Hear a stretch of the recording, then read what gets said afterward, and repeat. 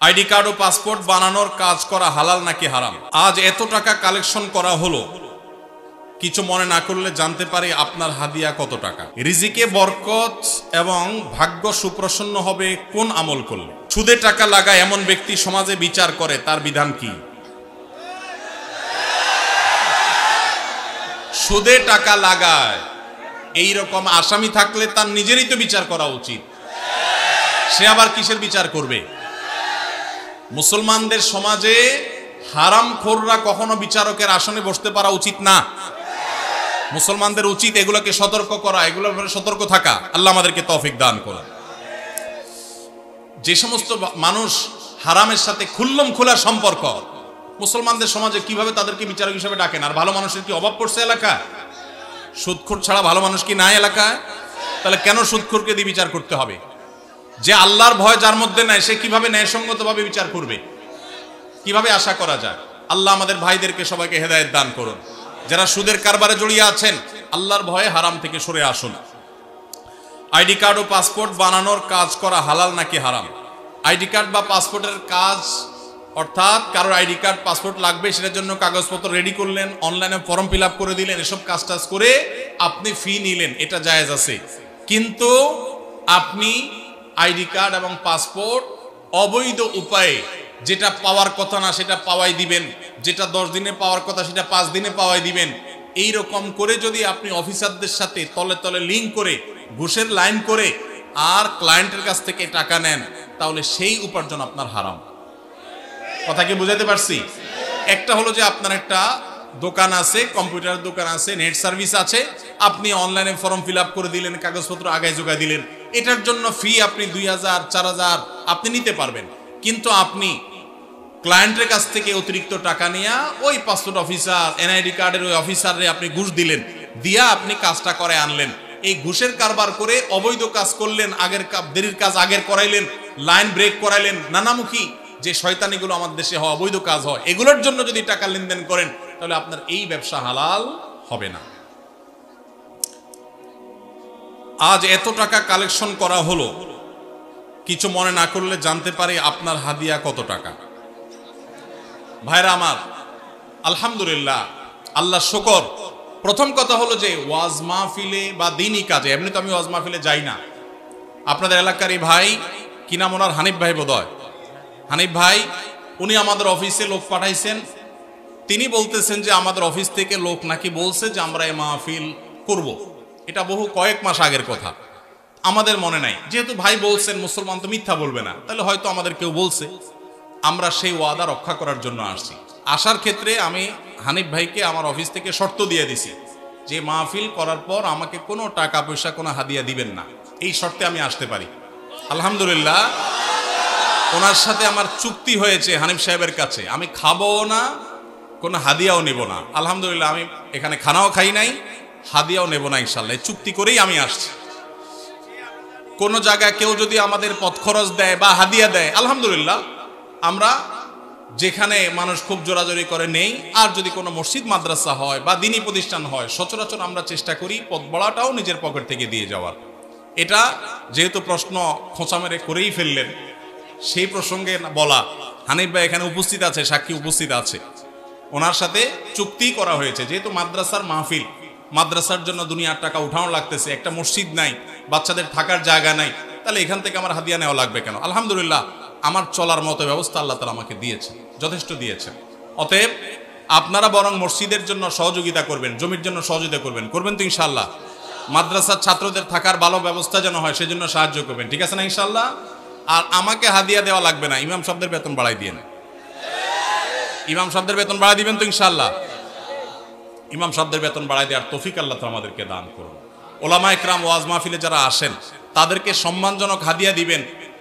আমি নিচ্ছি না, আমার আলহামদুলিল্লাহ না নিলেও চলে, এবং মাদ্রাসার মাহফিল দেখে নেই না, অন্য কেউ জোর করলে হয়তো নেই। কিন্তু যারা অন্যান্য ভাইরা আসেন, ওয়াজ মাহফিল করেন, অনেকে আছে রাতে গাড়ি অ্যাক্সিডেন্টে মাহফিল থেকে যাওয়ার সময় পুরো গাড়ি শেষ হয়ে যায়, আছে না? অনেকে আছে গাড়ি অ্যাক্সিডেন্টে নিজে অসুস্থ হয়ে যায়, মারা যায়, রাত বিরাত জাগা লাগে, তাদেরকে সম্মান করবেন। কিন্তু এর মানে এই না যে চুক্তি করে লাখ লাখ টাকা ওয়াজ করে কামায়, এই ওয়াজ ব্যবসায়ীদেরকে আমি প্রশ্রয় দিতে বলি নাই। কিন্তু ওলামাদেরকে সম্মান করবেন। এখানে দুই দিক থেকেই সমস্যা আছে। হুজুরদের অনেকে যেরকম চুক্তি করে, এটা যেমন একটা সমস্যা, আবার ওয়াজ মাহফিলের আয়োজক অনেকে আছে অনেক ধান্দা করে, সেটাও একটা সমস্যা। আমি আজ থেকে অনেক বছর আগে আপনার জেলার নাম বলবো না, যে কোনো এক জেলা মাহফিলে যাওয়ার পর আমি দেখি এরকম মোটা একটা খাম ধরাই দিছে আমারে। পরে যায় খুলে দেখি ওখানে টাকার সাথে বাকি সব কাগজ দিয়ে মোটা করে দিছে। এত নিকৃষ্ট মানুষও এই সমাজে আছে।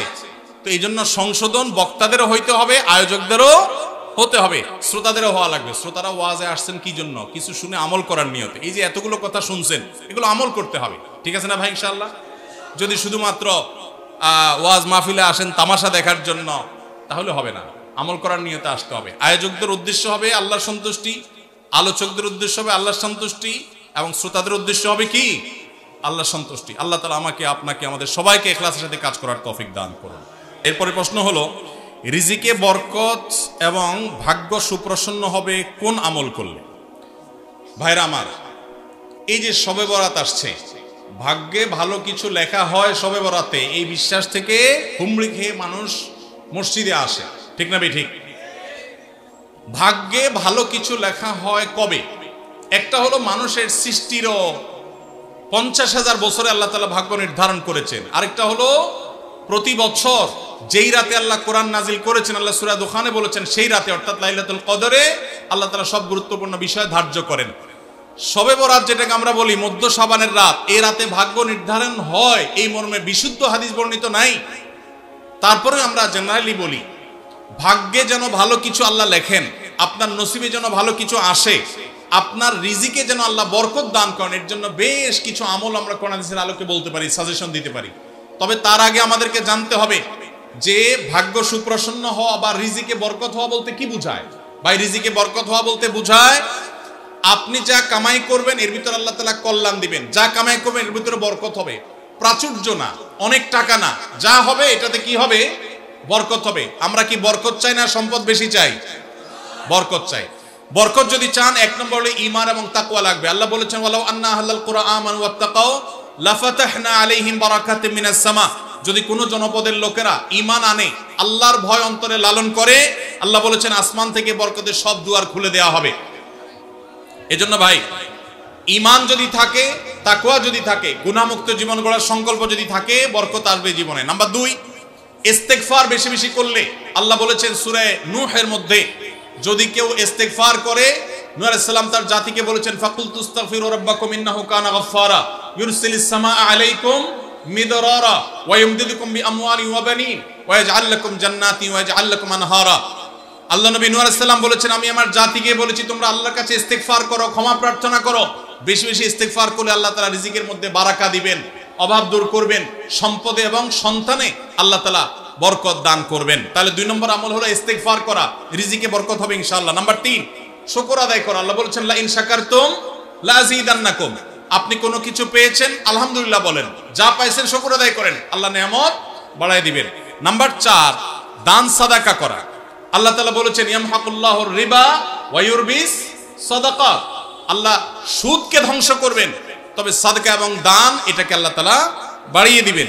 এই জন্য কেউ যদি দান করে, আল্লাহ তাআলা তাকে কি দেন? বরকত দান করেন তার রিজিকে। তারপরে 5 নম্বর হলো আত্মীয়তার সম্পর্ক রক্ষা করা। নবীজি সাল্লাল্লাহু আলাইহি সাল্লাম বলেছেন, মান সাররাহু আন ইউবসাতা লাহু ফি রিজকিহি আও ইউনসালাহু ফি আসারিহি ফালিয়াসিল রাহিমা। যে ব্যক্তি চায় তার আত্মীয়তার সম্পর্কে, যে ব্যক্তি চায় তার হায়াতে বরকত হোক, তার রিজিকে বরকত হোক, সেই জন্য আত্মীয়তার সম্পর্কের সাথে সম্পর্ক ভালো রাখে, আত্মীয়দের সাথে, অর্থাৎ রক্ত সম্পর্কে আত্মীয়দের সাথে যেন সম্পর্ক কানেক্টেড রাখে, বিচ্ছিন্ন না করে, তাহলে তার রিজিকে এবং হায়াতে বরকত হবে।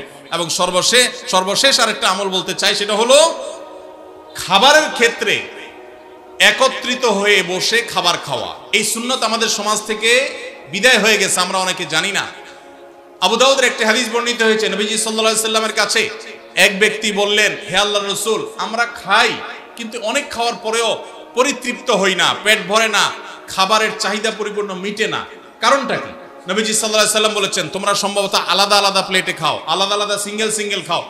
তখন নবীজি সাল্লাল্লাহু আলাইহি সাল্লাম বলেছেন, তোমরা সবাই একসাথে খানা খাবে, আল্লাহ তাআলা তোমাদের খাবারে বরকত দান করবেন।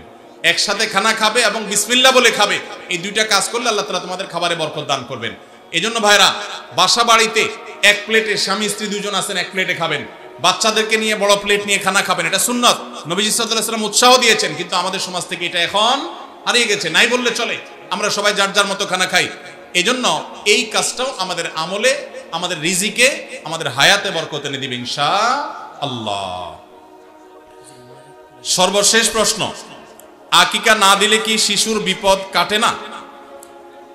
আকিকা না দিলে শিশুর বিপদ কাটে না।